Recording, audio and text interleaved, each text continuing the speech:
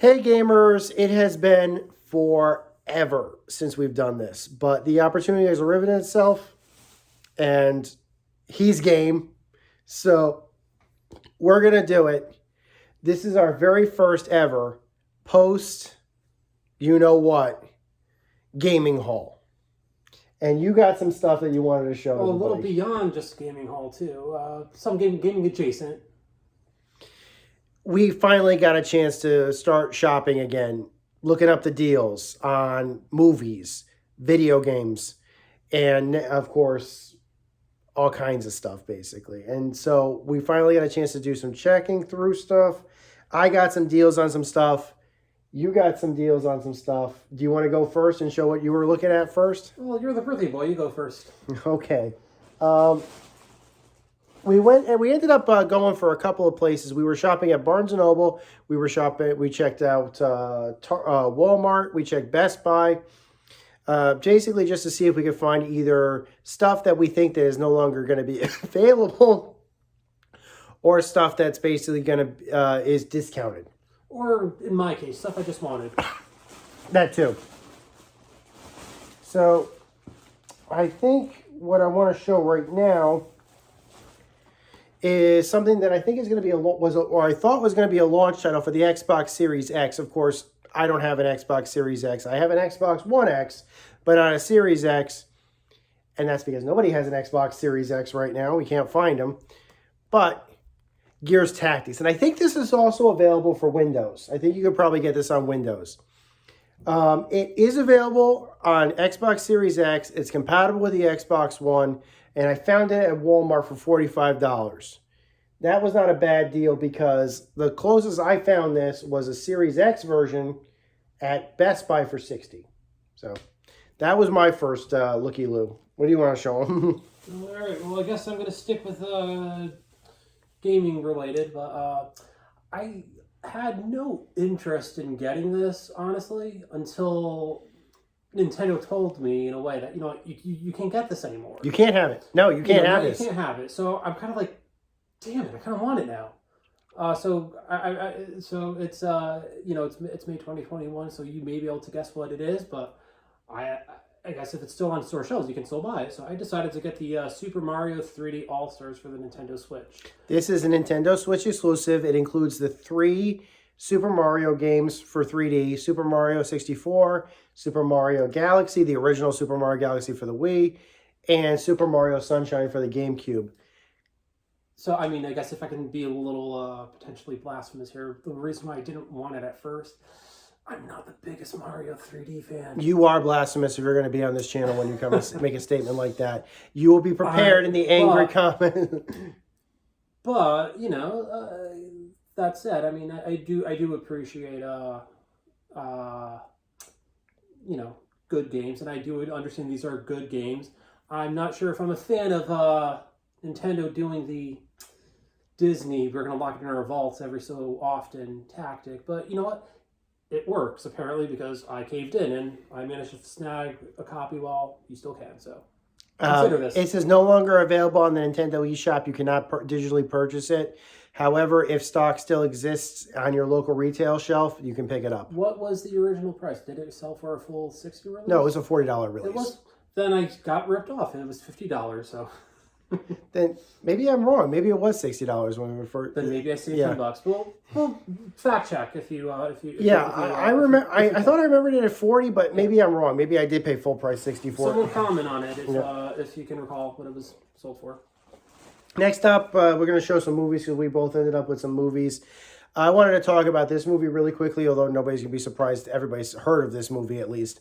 Guardians of the Galaxy Volume 2 on 4K. This game came out a while ago, back before 4K video was kind of a thing, basically, before 4K discs were a thing. Although, when 4K became available on disc, this was, as far as I remember, an available movie. You could get this on 4K pretty quickly. There were some other movies like Rogue One you could get on 4K back when this format released. But I remember picking this up on Blu-ray. I have mixed feelings about this movie because when I first saw it, this was before, of course, I saw Infinity War. This was, of course, before, I saw it when it first came out, basically. And my feeling about it was, okay, it's a movie, but it doesn't really set up anything for any further Avengers movies. Then I watched it again on either Netflix or Disney Plus.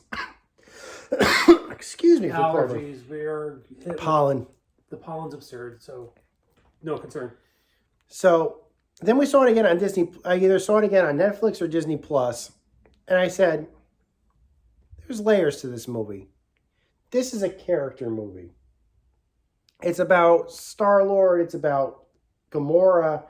It's about Drax. It's about Mantis. This is more than just a small stop on the Infinity Saga. This is a movie that's about family. And that to me, whether it's about father-son, sister-sister,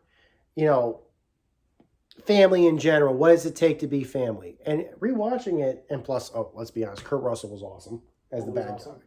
You can't go wrong with Kurt Russell. I thought the actors did a fantastic job. I liked the music. I liked the, and the ending. First I saw the ending, I didn't, like I said, oh, it's over. It's a cute ending.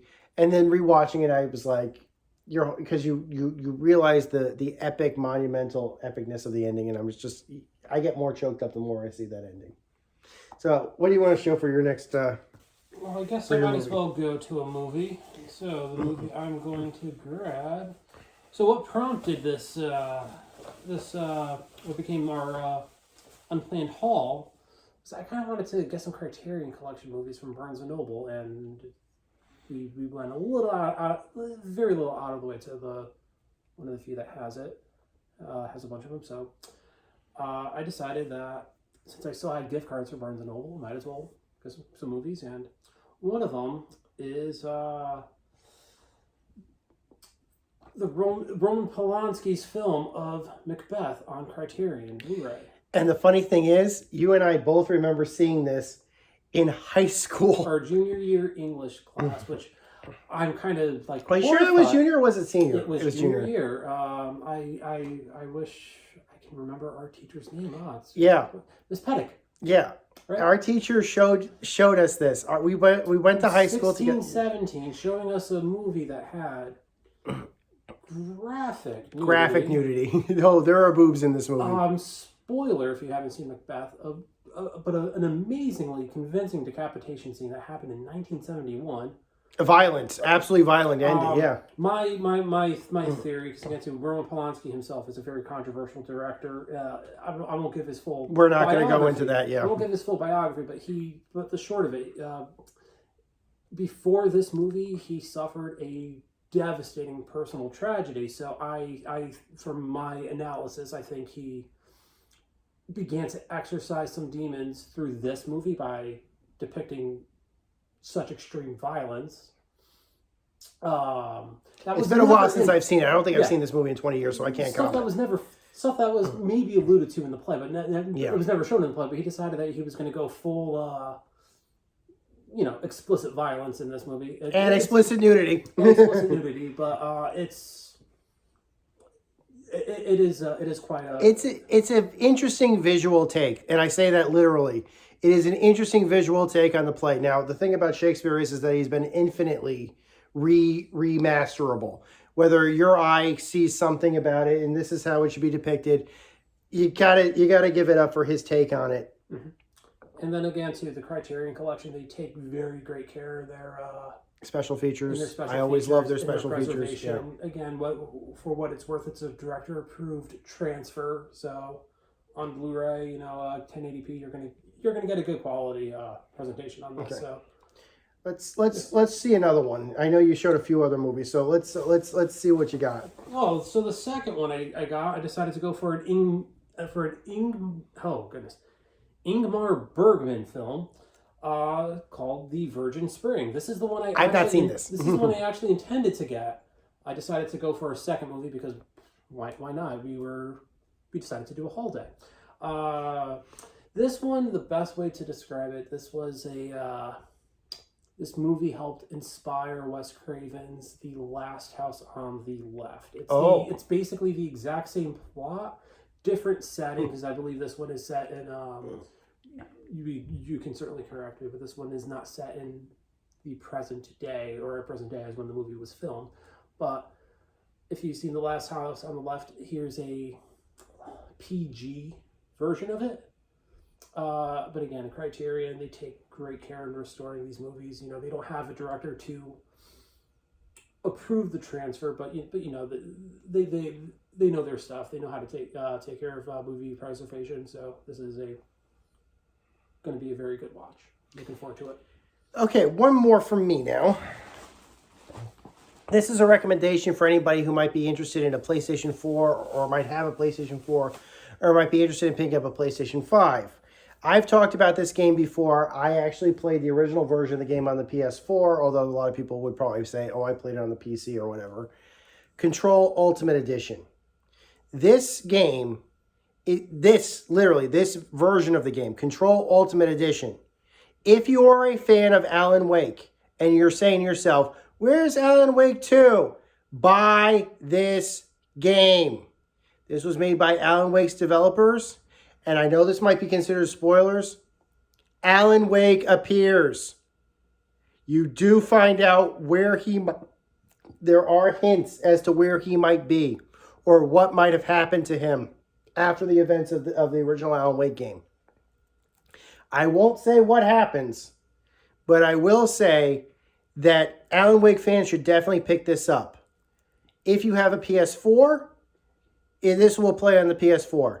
If you have a PS5, this version and only this version will play natively on the PS5.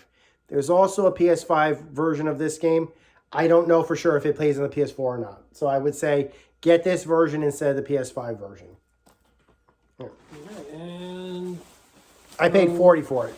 And the last thing I got, so this is where I said, you know, this wasn't a deal per se, but I figured out, you know what?